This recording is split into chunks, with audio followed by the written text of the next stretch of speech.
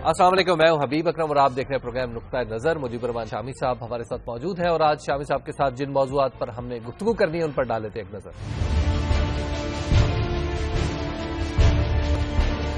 داخلی سلامتی کی پالیسی قومی اسمبلی میں پیش، نیکٹا کو متحرک کیا جائے گا، خفیہ ایجنسیاں مربوط ہوں گی، انسداد دہشت گردی فورس بنائی جائے گی۔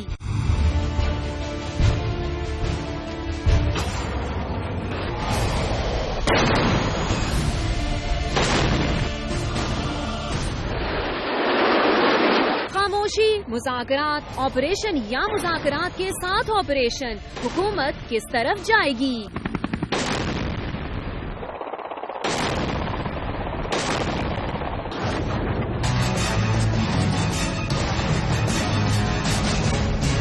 متحدہ قومی موومنٹ کے قائد الطاف حسین فوج کو اقتدار کی دعوت کیوں دینے لگے؟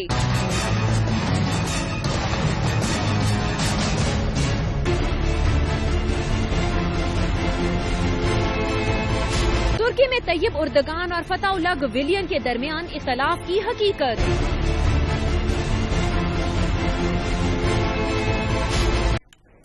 جی، آج کی سب سے پہلی خبر کہ قومی سلامتی کے حوالے سے جو داخلی پالیسی ہے وہ شامی صاحب قومی اسمبلی میں پیش کر دی گئی، باقاعدہ طور پہ کل کیبنٹ سے منظور ہوئی تھی، آج قومی اسمبلی میں آ گئی۔ کوئی پوری ڈیٹیل تو اس کی نہیں آئی جی، میرے خیال نمایاں خطوط ہی آئے ہیں۔ جی، نمایاں خطوط ہی آئے ہیں اور وہ پہلے بھی واضح تھے لوگوں میں۔ ہمارے چودھری نثار علی صاحب نے قومی اسمبلی کو بتایا کہ اس کے 3 حصے ہوں گے۔ جی، ایک تو خفیہ رکھا جائے گا، ٹھیک ہے، اور ایک جو ہوگا اسٹریٹجک، جی ایک اسٹریٹجک ہوگا اور ایک آپریشنل ہوگا۔ جی، گویا ایک میں تو معلوم ہوگا کہ اسٹریٹجی کیا بنائی جائے گی اور دوسرے میں اس پہ عمل کیسے کیا جائے گا۔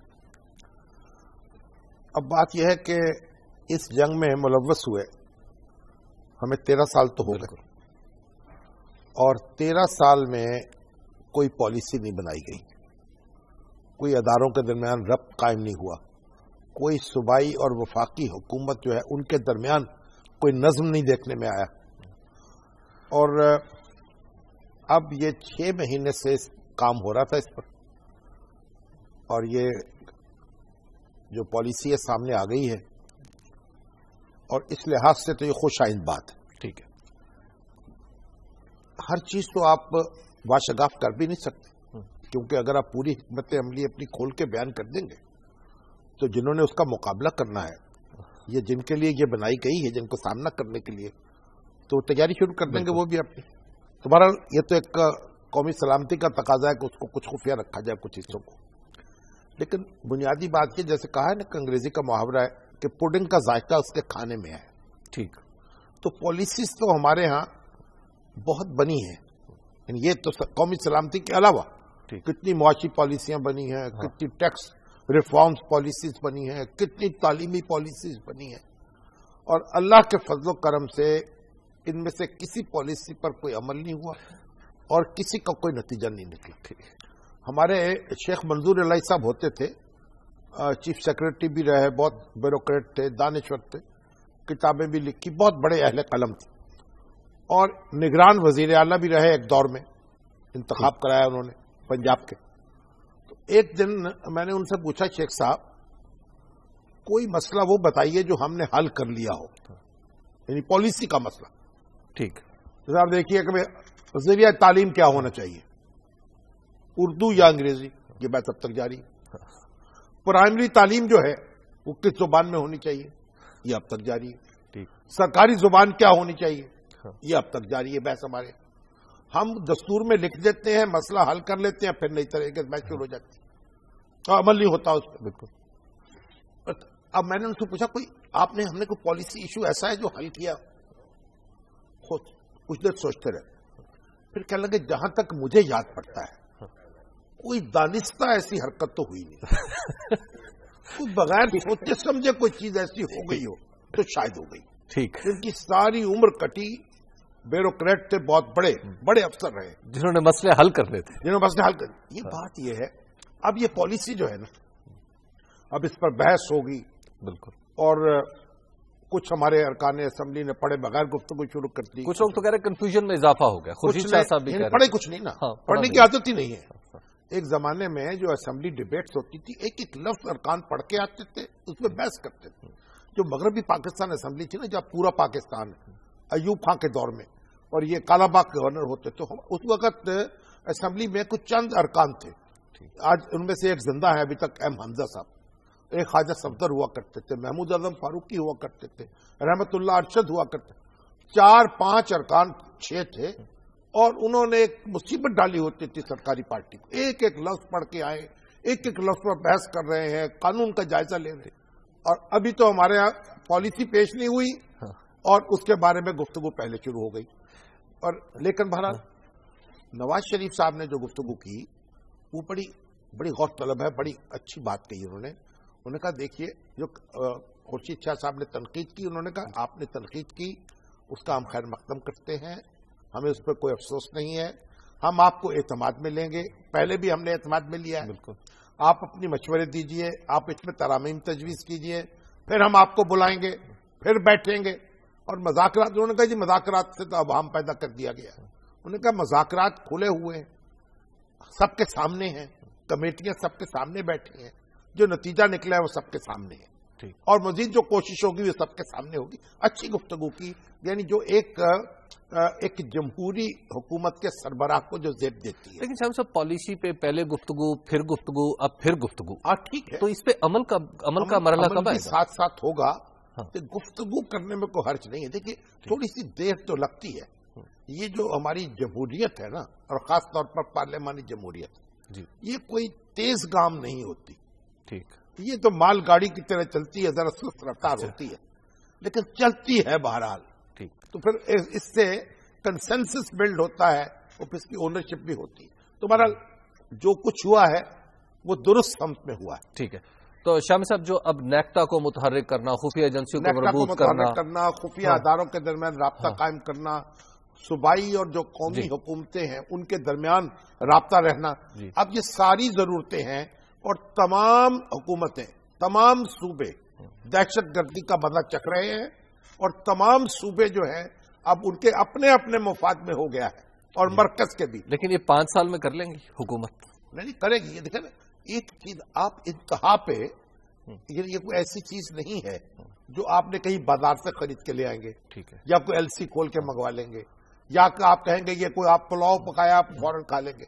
یہ ایک لمبا وقت، جیسے صحت مند ہوتا ہے نا، ایک بیمار شخص جو ہے وہ صحت مند ہوتے ہوتا ہے نا، لیکن اس میں آثار پیدا ہونے شروع ہو جاتے ہیں. تو یہ دیکھیے، پہلی بنیادی بات یہ ہے کہ یہ جو ہمارے طالبان ہیں، جن کو انور خلیل صاحب بڑے دانشور ہیں، ہمارے سی پی این ای کے سیکرٹری جنرل رہے، ان کا مجھے میسج آ رہا ہے، آپ طالبان کیوں کہہ رہے ہیں؟ آپ باغی ہیں. یہ اچھا، طالبان تو وہاں ہے افغانستان کے، ان کا کوئی کاز ہے، وہ اپنی ایک نیچرل سٹرگل کر رہے ہیں. یہ ان کا تو کوئی سٹرگل نہیں ہے، ان کا کوئی ایشو نہیں ہے، ان کو آپ باغی کہیں. چلیے جناب، آپ جو مرضی کہہ لیں. جی شاہ صاحب، ایک بریک لے لیتے ہیں، بریک کے بعد گفتگو یہیں سے آگے بڑھاتے ہیں. آپ دیکھتے رہیے نقطہ نظر.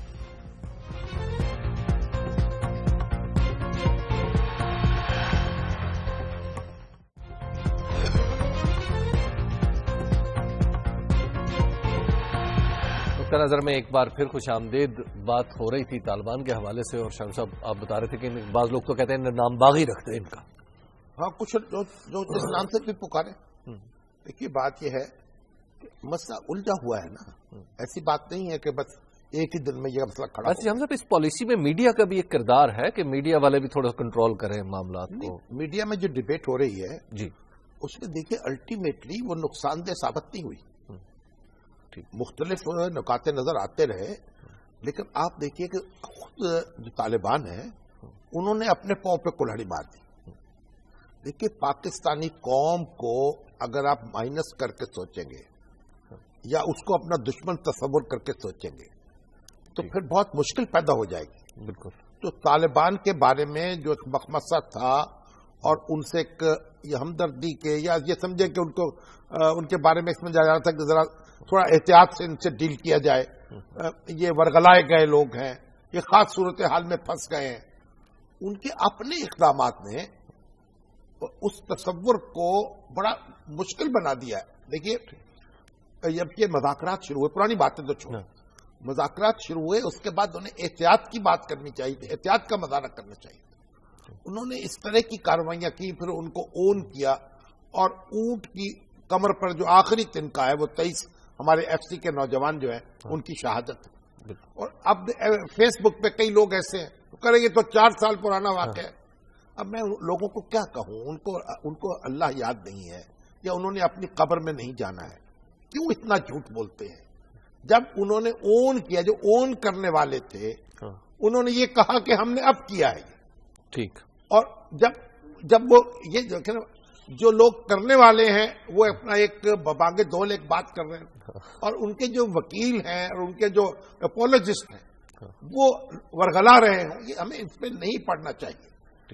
اب یہ صورتحال خراب ہوئی ہے، طالبان کو یہ بات سمجھ لینی چاہیے، جو ان میں سے جو لوگ حامی ہیں اس کے مذاکرات کے، حکومت نے اب بھی جو محدود کارروائی شروع ہوئی ہے فوج کی، ایک سرجیکل بالکل آپریشن ہے نا، یعنی اللہ رغم آپ نے بس طبل جنگ بجا دیا، اور وہ شاہد اللہ شاہد صاحب نے کہا اگر طبل جنگ بجایا گیا تو اس میں قبائلی عوام کا نقصان زیادہ ہوگا، ہمارا کم ہوگا۔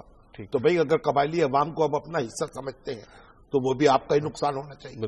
تو قبائلی عوام کا تو نقصان ہوگا، انہیں گھر بار چھوڑنا پڑے گا، وہاں سے نکلنا پڑے گا، لیکن ان کی تو مشکل ہوئی ہے، ان کا جینا حرام ہوا ہے۔ تو اب یہ اچھی بات یہ ہے کہ جو لوگ بات چیت پر تیار ہو جائیں ان کے ساتھ بات چیت کی جائے، ٹھیک، ان کے ساتھ اچھے معاملات کیے جائیں، ان کے ساتھ جو لوگ اپنی غلطی کا اعتراف کر لیں یا احساس کر لیں ان کے ساتھ فراخ دلی سے معاملہ کیا جائے۔ شمس صاحب، گروپ ٹو گروپ مختلف پالیسی کامیاب ہو سکتی ہے؟ ہوگی۔ اچھا دیکھیے، ہمیں اسی طرح سے چلنا ہے، ٹھیک، اور یہ نہیں ہے کہ آپ ہر ایک کو تہ کرتے چلے جائیں۔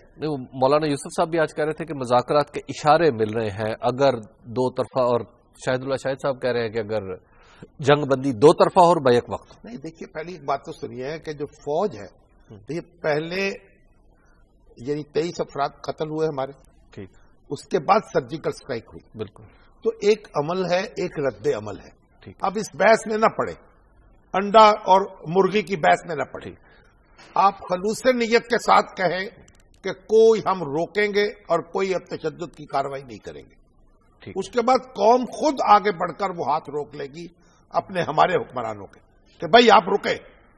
دیکھیے، ایک اخلاقی طور پر جو برتری حاصل ہوئی ہے پاکستان کی ریاست کو، اس کے اداروں کو، جی، اس کا دیکھ احساس کرنا چاہیے اس کا۔ ٹھیک، شمس صاحب اگلی خبر کی طرف چلتے ہیں، اور اگلی خبر ہے الطاف حسین صاحب کی، جنہوں نے فرمایا ہے کہ اگر طالبان کے معاملے میں حکومت اور فوج سیم پیج پہ نہیں ہے تو پھر فوج آگے آ جائے، ٹیک اوور کر لیں۔ نہیں، الطاف حسین صاحب تو ایک انٹرویو دے رہے تھے، جی، ہمارے جو بھائی ہیں، کیا نام ہے ان کا، ندیم ملک صاحب، ندیم ملک، جی، اور بڑا اچھا انٹرویو جا رہا تھا، بڑے غور و فکر سے میں بھی اس کو سن رہا تھا۔ وہ ہوتے ہوتے اچانک انہوں نے آخر میں یہ مصرع لگا دیا، پتہ نہیں ان کے دماغ میں کیا آئی۔ دیکھیے، الطاف حسین صاحب جو ہیں ان کی یہ بات تو درست ہے کہ بھئی کارروائی ہونی چاہیے، جو لوگ ریاست کے خلاف لڑتے ہیں ان کو سزا ملنی چاہیے، جو بندوق اٹھاتے ہیں، جو اپنی مرضی مسلط کرنا چاہتے ہیں ان کو سزا ملنی چاہیے، چاہے یہ ملک میں کہیں بھی ہو، ٹھیک ہے نا۔ اب ان کو بھی معلوم ہونا چاہیے کہیں بھی ہو، ہم تو ہمیشہ سے یہ کہتے رہے، کوئی سیاسی گروہ ہو، کوئی لسانی گروہ ہو، کوئی مذہبی گروہ، کچھ بھی ہو، لیکن اب آتے آتے انہوں نے کہا اگر حکومت رکاوٹ پڑے یا یہ کام نہ کرے تو فوج کو چاہیے کہ وہ حکومت کو ٹیک اوور کر لے۔ اب آپ غور کر لیں، یہ بات کہہ کر انہوں نے طالبان کی حمایت کا اعلان کر دیا، اچھا، اپنے کہے سننے پر پانی پھیر دیا۔ دیکھیے طالبان کیا کہتے ہیں، طالبان ہم ان پر الزام کیا ہے کہ وہ آئین کو نہیں مانتے، اور اب ہم کیا کہہ رہے ہیں فوج سے، آئین توڑ، پھر تم بھی اعلان کر دو ہم آئین کو نہیں مانتے، یعنی بالاتر از آئین اقدامات کرنے والوں کو سزا دینے کی بات ہو رہی ہے، ٹھیک، اور بالاتر از آئین اقدامات کا مطالبہ کیا جا رہا ہے۔ تو آپ مجھے بتائیے، اس طرح تو الطاف حسین صاحب اس صف میں کھڑے ہو گئے جس صف کے خلاف وہ جہاد کرنے کا اعلان کر رہے ہیں۔ لیکن شام صاحب وہ کہتے ہیں طالبان اور پاکستان چونکہ ساتھ نہیں چل سکتے تو لہٰذا یہ ناگزیر سی چیز ہے۔ طالبان کوئی ایسا نہیں ہے کہ کوئی تخلص نہیں ہے کسی کا، कैसो कोहकन या हाली, आशकी कुछ किसी की जात नहीं। ठीक, ये कुछ औसाफ हैं, उनका नाम तालिबान है, कुछ खसूसियात हैं। और इस वक्त जो हमारे अपने तालिबान की बात करते हैं, जो शख्स बंदूक की बुनियाद पर हमारे फैसले करना चाहता है और हमसे फैसले कराना चाहता है, वो रवैया जो है वो तालिबानी रवैया है। ठीक, तो जो भी उसको अपनाएगा वो तालिबान बन जाएगा, चाहे वो कोई भी हो, चाहे कोई हो, ठीक, वर्दी में हो हाँ, या वर्दी के बगैर हो, ठीक, लंदन में बैठा हुआ हो हाँ, या फाटा में बैठा हुआ हो। ठीक, तो फिर तो वो महमूद अय्याज है ना, जो एक ही सफ में खड़े हो गए। तो फिर आप मुझे बताइए कि आईन जो है उसकी बालादस्ती को वायलेट करने ने, खिलाफ वर्जी करने ने तो हमें ये दिन दिखाए हैं। शम्स साहब, कराची के हालात का तो कहीं इस बुलावे में अमल दखल नहीं? नहीं, कराची के हालात में तो अब वो खुजू खुशू से कह रहे हैं कि हम रेंजर्स और पुलिस के साथ होंगे।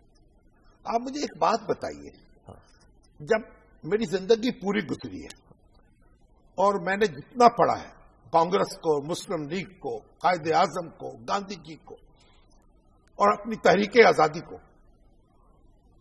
वो हड़ताल की कालें मिलती थी और लोग रजाकाराना तौर पर दुकान बंद करते थे। ठीक है, कायदे आजम तो इसके भी कायल थे, एजुकेशनल पॉलिटिक्स के भी कायल थे। अच्छा, गांधी जी ने जब ये कॉन्स्टिट्यूशन अपना था कांग्रेस का, उसमें तब्दीली की, उसमें कहा कि यानी कॉन्स्टिट्यूशनल मीन्स लिखा हुआ था, सिर्फ कॉन्स्टिट्यूशनल जराए की तब जद्दोजहद होगी, उन्होंने एंड अदर मीन्स लिखवा दिया उसको। ठीक, वह उसमें एजुकेशन को भी शामिल कर दिया। कायदे आजम अलग हो गए, वो एजुकेशन के भी खिलाफ थे। और एक बार सिर्फ उन्होंने कॉल दी है डायरेक्ट एक्शन की कांग्रेस के खिलाफ। वो एक बात हो तो कायदे आजम और हमारी गांधी जी वो हमेशा उनकी हड़ताल होती रही। अब लोग करते, यहां भी बेशुमार जमाते पीएनए की तहरीक चली, कादियानियों के खिलाफ तहरीक चली, अपीलें होती रही, हड़तालें होती रही। ये कराची में जब एमक्यूएम की कॉल आती है हड़ताल की जी, तो नामालूम अफराद कहां से नमूदार हो जाते हैं, जो गोलियां चलाते हैं, दुकानें बंद कराते हैं, लोगों को मारते हैं, वो नामालूम अफराद कौन से हैं? शम्स साहब, पहले ब्रेक ले लेते हैं और फिर इन नामालूम अफराद के बारे में बात करते हैं। आप देखते रहिए नुक्ता नज़र।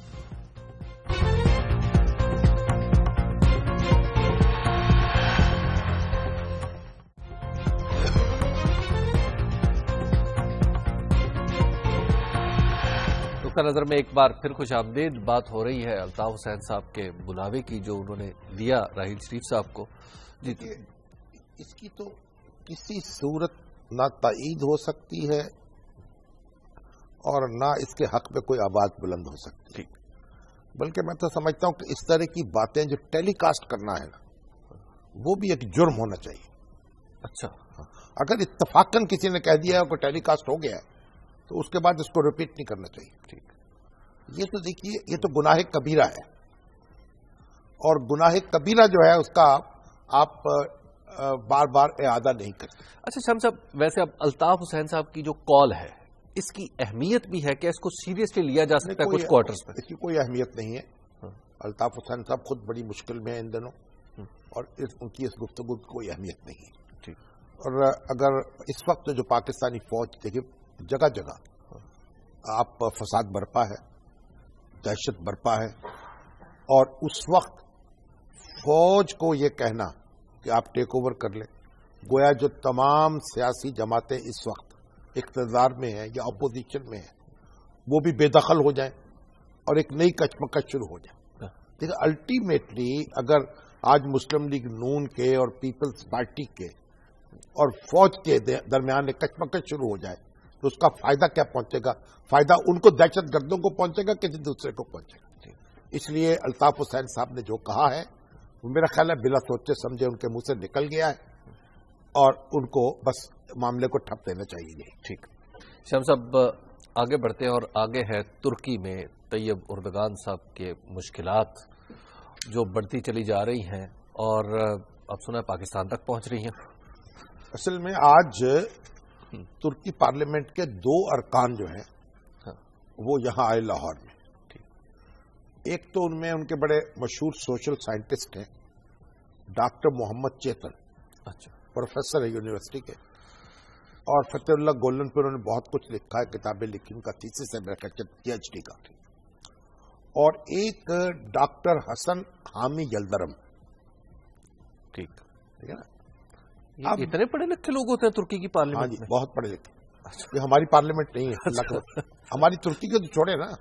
अब सऊदी अरब जो है, जो बादशाह थे जहां, वहां भी 50% से ज्यादा शूरा के अरकान जो है अमेरिकन यूनिवर्सिटीज के PhD है। अच्छा, तो तुर्की की तो अपनी बात है। अब ये डॉक्टर हसन हामी यल्दरम, ये भी गोलन मूवमेंट से है, ये भी गोलन मूवमेंट से है, जिसे खिदमत तहरीक कहते हैं।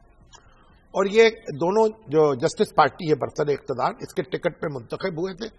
अब उन्होंने पार्टी छोड़ दी है। अच्छा, कुछ 13 अरकान है, उन्होंने बताया जो पार्टी छोड़ चुके हैं। असल में तैयब उर्दवान के और फतेहुल्लाह गोल्लन के दरमियान एक कचमकच शुरू हुई। ठीक, फतेहुल्लाह गोल्लन के जो तहरीक है उसकी बुनियाद है स्कूल, प्रेप स्कूल, जहां वो बच्चे आते हैं, उनकी तहजीब भी, तरबियत भी होती है, उनसे फीसें भी वसूल की जाती हैं, उनके गोया एक बुनियादी जो ईंट है उनकी, और उसके पर उनकी तहरीक चलती भी है, उनके हम ख्याल भी पैदा होते हैं। अब उन्होंने तैयब उर्दवान ने कहा कि ये हुकूमत की जिम्मेदारी है और ये स्कूल टेक ओवर कर लेते नहीं गवर्नमेंट को, तालीम गवर्नमेंट से। तो यहां से एक इख्तलाफ पैदा हुआ। फिर वो जो इजराइल के खिलाफ उन्होंने वो फतीला था ना, उसको बड़ा एक स्टैंड लिया था, उसको भी उन्होंने कंडेम किया फतेहुल्लाह गोल्लन साहब ने। और वो रहते अमेरिका में हैं, और उनकी तहरीक, इसमें कोई शुबा नहीं है कि बड़ी जबरदस्त तहरीक है, हर जगह उसके लोग मौजूद हैं, और एक मॉरल वैल्यूज का प्रचार करती है, लोगों को बदलती है, अखलाक का उनको दर्स देती है। अपनी जगह उसकी बहुत अफादियत है। बिजनेसमैन उनके हैं, मीडिया उनका है, यूनिवर्सिटी उनकी है, स्कूल उनके हैं, बड़ी एक ताकतवर तहरीक है। कुछ अर्सा पहले तक तो तैयब उर्दवान भी अब तैयब उर्दवान जो थे, और उनके साथ एक पार्टी के साथ इनकी अपनी एक मुफाहमत थी। ये सियासत में बराह रास्त हिस्सा नहीं लेते, लेकिन ये फतेहुल्लाह गोल्लन साहब, हाँ जी, ठीक, इनको सपोर्ट कर रहे हैं। अब उसमें इख्तिलाफ पैदा हो गया। इसराइल के खिलाफ जो उन्होंने एक मौक़िफ़ इख्तियार किया, उस पर भी फतेहुल्लाह गोल्लन ने तनकीद की, और वो एक उनका तरीक़ेकार और है। वो एक तमाम मज़ाहिब के दरमियान हम आहंगी होनी चाहिए, कोई झगड़ा नहीं होना चाहिए, महाजराई नहीं होनी चाहिए, सोसाइटी में जोड़ने का काम करते, जोड़ते हैं लोगों को। ठीक, ये भी अपनी अफादियत है इसकी। जिससे हमारी तबलीगी जमात है ना, इससे कुछ यानी आप इसको ये तो थोड़ी सी फिर भी एक शिद्दत से आती है इनके। जी जी बिल्कुल, अपेरेंटली आप देखते हैं तो उनके यहाँ या समझे आप तबलीगी जमात को जरा आप फिल्टर करते चले जाए, करते चले जाए, 10-12 दफा कर रहे हैं, तो फिर वो गोल्डन मूवमेंट बन जाए। ठीक है। तो 12 अब उनके और इनके दरमियान ठन गई है। अब वो कह रहे हैं जनाब करप्शन की दुहाई दे रहे हैं, तैयब उर्दवान कह रहे हैं जनाब आमर बन चुके हैं। और तो 2 अरकान पार्लियामेंट जो जहां पहुंचे तो उन्होंने मीडिया के लोगों को ब्रीफ किया और बताया कि क्या सूरत हाल है वहां, और अपनी वावेला मचाया और कहा कि जो हुकूमत है अथॉरिटेरियन बन चुकी है, और जो उर्दवान के हवारी हैं उन पर जो नाजायज इख्तियारात है और करप्शन है उस मुकदमे चलने नहीं दे रही और रुकावट डाली वगैरह वगैरह। तो लेकिन बहरहाल तैयब उर्दवान एक अपनी जगह एक बड़ी ताकतवर शख्सियत है। उनके हामी कहते हैं कि जनाब ये अमेरिका इसके पीछे है और अमेरिका इनको महरूम इख्तिदार करना चाहता है या एक पार्टी को अलग करना चाहता है तैयब उर्दवान से। और तैयब उर्दवान का जो मुआवजा है ना, एक मरे हुए मुल्क को यानी नीम मुर्दा मईशत को उन्होंने जिंदा कर दिया, और जमीन में सैकड़ों फुट नीचे था और सैकड़ों फुट ऊपर कर दिया, फास्टेस्ट ग्रोइंग इकोनॉमी आसमान पर पहुंचा दिया। बिल्कुल। अब उनका अब लोग जाहिर है कि उनके भी शहदाई है। बहरहाल ये अगर झगड़ा ना होता तो अच्छा था कि एक दूसरे की ताकत बने रहे। कोई आपको खात्मे के इम्कान नजर आए इन दोनों से मिलकर? बस खात्मा एक दूसरे का करने की पीछे कोशिश है। ठीक, जैसे हमारी आदत है जी। तो बहरहाल उन्होंने अपनी गुफ्तगू की दिल के और कहा जी हम तो आने वाले थे, यहाँ रोकने की कोशिश की गई हमें। और यानी जो भी जिस तरह अपोजिशन करती है हुकूमत पर तनकीद, वो सारे लवाजमात पूरे थे। और बहुत कुछ जाहिर है कि हुकूमतें जो होती हैं तो उनमें बहुत कुछ वो भी होता है जो नहीं होना चाहिए। ठीक है। लेकिन बहरहाल तैयब उर्दवान जो है वो उन्होंने तुर्की को नमूना बनाया था तरक्की का, खुशहाली का, अच्छी गवर्नेंस का। और जब उसके अंदर وہ داغ لگانے کی کوشش ہوتی ہے جو لگتے ہیں بالکل تو صدمہ تو پہنچتا ہے. لیکن شام صاحب ان کے درمیان کچھ سالس بالخیر نہیں ہو سکتا؟ جیسے کبھی سعودی عرب والے آ جاتے ہیں ہمارے ہاں کچھ نہیں, اب وہ تو سارے اپنی اپنی جگہ الجھے ہوئے ہیں. اب کون کسی کی سنتا ہے؟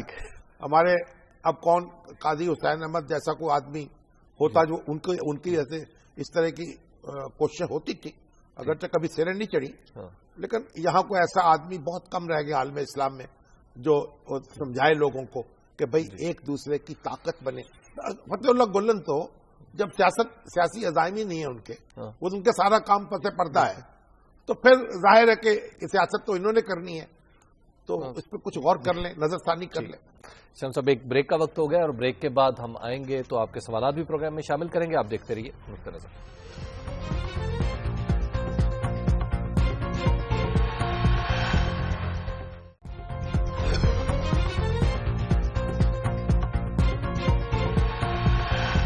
نقطہ نظر میں ایک بار پھر خوش آمدید.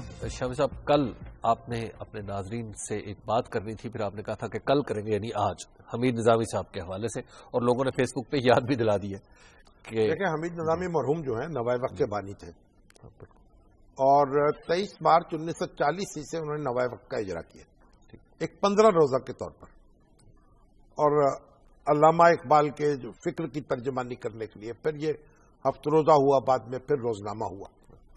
اور حمید نظامی ایک سیلف میڈ آدمی تھے, سانگلہ ہل میں پیدا ہوئے اور یہاں پہنچے, تعلیم حاصل کی اسلامیہ کالج میں, اور پھر ایف سی کالج سے ایم اے کیا انگریزی میں, اور یعنی طالب علمی کے دوران بھی جاب کرتے رہے.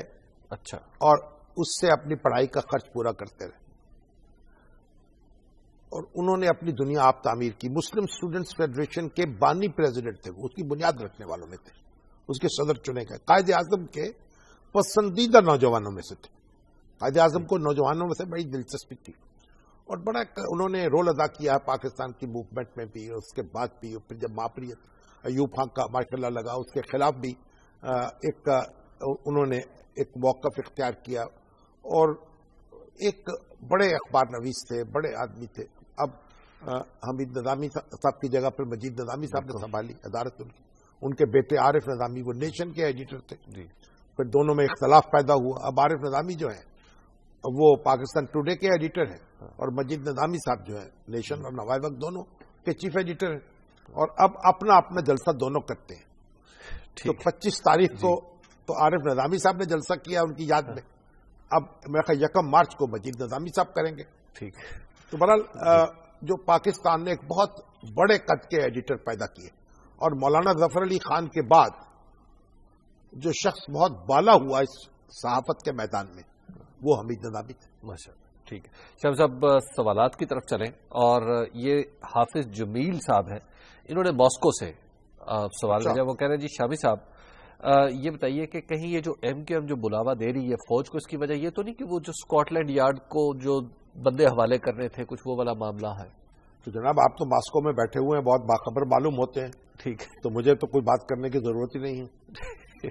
یہ جاوید مہر صاحب ہیں, انہوں نے لکھا ہے, انہوں نے کہا جناب یہ سوال کا جواب دیں کہ جو طالبان کے خلاف تو جلسہ ہو گیا جی, تو 30 سال سے جو کراچی میں جاری ہے دہشت گردی, اس کے خلاف الطاف حسین صاحب نے جلسہ کیوں نہیں کیا؟ ٹھیک, تو کیا اس کی ضرورت نہیں ہے کہ اس کے خلاف بھی ایک جلسہ کیا جائے؟ بالکل. چلیے جناب, اس میں بھی سوال میں جواب بھی پوشیدہ ہے, آپ کی بات بھی پہنچ گئی. اور ہمارے انور خلیل صاحب نے پھر میسج بھیجا کہ بھائی میری بات کو نوٹ کرو, ان کو باغی کہو. ٹھیک ہے, لوگ نوٹ کر لیں, میڈیا والے ان کو قبائلی باغی کہہ دیں, یا باغی قبائلی کہہ دیں, یا کوئی اور لفظ رکھ لیں. بالکل, کیونکہ انہوں نے اپنا نام طالبان رکھا ہوا ہے, اس لیے ان کو اسی نام سے پکارا جاتا ہے. لیکن ہم نے قلعدم ساتھ لگا دیا. قلعدم تو ہے نا, وہ قلعدم تحریک طالبان. جی, بہرحال اب یہ انور خلیل صاحب کی ایک تجویز ہے ایک پرانے اخبار نویس کی, آپ غور کر لیے جائے اس پر. شام صاحب یہ ہے جی عثمان اسلم صاحب. عثمان اسلم صاحب کہہ رہے ہیں کہ یہ جو پالیسی بن رہی ہے اور جس انداز میں آپریشن کے فیصلے ہو رہے ہیں, کیا آپ کو نہیں لگتا کہ ہم امریکن گیم پلان کا حصہ بننے جا رہے ہیں پاکستان کے اندر, حکومت یعنی آپریشن کرتے ہیں؟ جی, یعنی جو آدمی آپ کو آپ کے آدمی مارے, اگر آپ اس کے خلاف کارروائی کریں, ٹھیک ہے, تو پھر امریکی پلان ہوگا. ہمیں کچھ غور بھی تو کرنا چاہیے. لیکن ایک بات میں عرض ضرور کرتا ہوں, یہ جو کارروائی ہے یہ کم سے کم تر، محدود سے محدود تر ہونی چاہیے. اسے پھیلانا نہیں چاہیے اور موقع دینا چاہیے، بار بار موقع دینا چاہیے. جو مفاہمت کا ارادہ کر لیں ان کے لیے باہیں کھلی ہوئی ہیں. ظہور حسین صاحب ہیں جی ہمارے ساتھ فون لائن پہ. جی السلام علیکم ظہور حسین صاحب. وعلیکم السلام سر. ایک تو میں 1 منٹ آپ کا لوں گا تو اس میں میری بات مکمل ہونے دیجیے گا. تو بات یہ ہے، پہلی بات جو جہاد کا راز الاپا جا رہا ہے نا، جہاد کا مقصد یہ ہے کہ آپ کو اگر کوئی کافی نقصان پہنچا رہا ہے تو آپ اپنے دفاع میں جا سکتے ہیں، کسی کے گلے نہیں کاٹ سکتے، کسی کے ظلم تشدد نہیں کر سکتے. تو دوسری بات یہ ہے کہ حضور پاک صلی اللہ علیہ وسلم جب نکلے تھے مجھے یاد نہیں کس موضوع کے لیے، تو پیچھے صحابہ کو چھوڑ کے گئے تھے کہ جو کفار ہیں ان کی شر سے بچا جا سکے. اگر جہاد کفار کو ہی مارنا ہے صرف بغیر کسی کو آپ کو نقصان بھی نہ پہنچائے تو حضور پاک یہ کام کیوں نہیں کر کے گئے تھے جہاد کے لیے؟ پہلی بات. دوسری بات میں یہ کہنا چاہ رہا ہوں منور حسن کے لیے، منور حسن صاحب نے اسامہ بن لادن کو سید الشہداء کہا، حالانکہ امام حسین علیہ السلام کو کہا جاتا ہے سید الشہداء. سید الشہداء نہیں کہا انہوں نے، یہ لفظ استعمال نہیں کیا. سید الشہداء کا جی نہیں سید منور حسن ہے اور شہید وہ ہے. جی انہوں نے شہید کہا تھا. سید الشہداء نے کہا. اچھا ہاں جی آپ فرمائیں. جی ظہور حسین صاحب نے یہی 2 باتیں شیئر چلیے کرنی تھی. اب دیکھیے جو بات کہنی چاہیے، نواز ملک صاحب کہتے ہیں کہ شام میں پاکستانی ہتھیاروں کی موجودگی کے بارے میں کہانی چھپی ہے. اس کو کیا کہتے ہیں؟ بھائی قصہ کہانی ہے ابھی تک. اگر آپ کے پاس کوئی ثبوت ہے تو لے آئیں.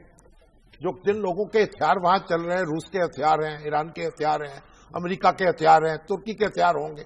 اب ان کی بات کریں، بیچارہ پاکستان جو ہے اس کو ہر قصے میں ملوث کرنے کی کیا ضرورت ہے؟ لیکن اگر کوئی ثبوت ہے تو لے آئیے. اگر کسی نے پاکستان سے ہتھیار خریدے ہوں اور وہاں بھی 2-4 دے دیے ہوں تو پاکستان کیا کر سکتا ہے؟ لیکن ابھی تک اس کا کوئی ثبوت نہیں ہے. سجاد صاحب ہیں جی لاہور سے فون لائن پہ. جی السلام علیکم سجاد صاحب. وعلیکم السلام. سجاد واہی شامی صاحب. ہاں جی سر. یہ فرمائیے کہ جو معاشرے کو تعمیر کرنے والا سب سے معتبر طبقہ ہے اساتذہ کا، ان کے ساتھ یہی حشر ہوگا جو کراچی میں ہوا ہے. اللہ حافظ. جی سجاد صاحب. اچھا چلیے سلیم طاہر صاحب کہہ رہے ہیں جو پی ٹی وی کے بڑے پرانے پروڈیوسر، آپ کو پتا ہے جی جی نامی گرامی، وہ کہتے ہیں جناب ان کا نام باغیان رکھ دیں. باغیان. صاحب سجاد صاحب کا جو کوشچن اساتذہ کے بارے میں، وہ کہہ رہے ہیں کہ جی اساتذہ کے ساتھ کیا سلوک ایسے ہی چلتا رہے گا؟ اساتذہ نے جو سلوک کیا ہے اس ملک کے بچوں کے ساتھ، اب وہی انہی کے شاگرد ہیں جو ان کے ساتھ یہ سلوک کر رہے ہیں، تو بہتر شاگرد پیدا کرتے. بہرحال ہمیں اساتذہ سے ہمدردی ہے. ان کے معاملات پر توجہ دینی چاہیے، ان کو مراعات دینی چاہیے، اور ان کو بھی چاہیے کہ اپنی تعلیمی استعداد میں اضافہ کرتے چلے جائیں. بشیر بن زیاد صاحب ہیں فون لائن پہ کراچی سے. جی السلام علیکم بشیر صاحب. جی وعلیکم السلام. شبیر بن ضیاء میرا نام ہے. جی شبیر صاحب. میرے 2 سوال ہیں، اگر کاٹیے گا نہیں. اگر آپ جلدی کر لیں گے تو نہیں کاٹیں گے. جی سب سے پہلا سوال یہ ہے کہ کیا ہماری فوج اللہ کے دین کو قائم رکھنے کے لیے، اللہ کی رضا کے لیے، اللہ کی راہ میں لڑ رہی ہے؟ تو شہادت میری سمجھ میں آتی ہے. اگر یہ نہیں ہے تو پھر شہادت مجھے بتائیے کہ کیسے ہے. پاکستانی فوج ریاست کے تابع ہے، اس کے حکم کے مطابق لڑ رہی ہے. اسلامی جمہوریہ پاکستان کی حفاظت ایک مقدس فریضہ ہے. اس کے لیے اس کی حفاظت کرنا ایک جہاد ہے، اور جب یہ ریاست حکم دے گی اس حکم کو ماننا بھی جہاد ہے. یہ بڑی سیدھی سی بات ہے. اگر اپنے دماغ کو سیدھا کر لیں تو اس میں یہ بات آ سکتی ہے. تو بیان میں نقطہ توحید آ تو سکتا ہے، تیرے دماغ میں بت خانہ ہو تو کیا کہیے. شبیر صاحب آپ کا جواب آ گیا. شام صاحب یہ جی محمد راشد صاحب ہیں. محمد راشد صاحب یہ پوچھ رہے ہیں کہ شامی صاحب یہ بتائیے کہ شام میں پاکستان دخل اندازی کیوں نہ کرے جہاں پر مسلمان ایک دوسرے سے لڑ رہے ہیں؟ جناب یہ آپ کا نقطہ نظر ہے. بڑا جتنا بھی ممکن ہو گریز ہی ہونا چاہیے اس طرح کے مناقشات میں. ہاتھوں کو جلانا نہیں چاہیے. یہ اصولی بات ہے. محمد سلیم صاحب لاہور سے. جی السلام علیکم سلیم صاحب. وعلیکم السلام. صاحب بات یہ ہے ہمارا پلاٹ ہے 12 مرلے کا. ہم 6 حصے دار ہیں، 2 بہنیں ہیں، 4 بھائی. بھائی اب دیکھیے اب پلاٹوں کے سودے کہاں کر لیں ہم یہاں، اور فرمائے پلاٹا کریں تو ایک مسئلہ وہ ہمیں ٹیکس لگا رہے ہیں. کون ٹیکس لگا رہے ہیں؟ تو بھائی ٹیکس بھی دینا. نہیں مطلب 3.25 مرلہ بھی کہیں جناب کروڑوں روپے میں ہے، لیکن آپ بتائیں بستی کہاں ہے آپ کی؟ اور جو شادرے میں جی 3 مرلے والوں کا جناب وزیر اعلیٰ پنجاب کو خوف خدا کرے اور ان بیچاروں کو ٹیکس نہ لگائے، شادرے والوں کو.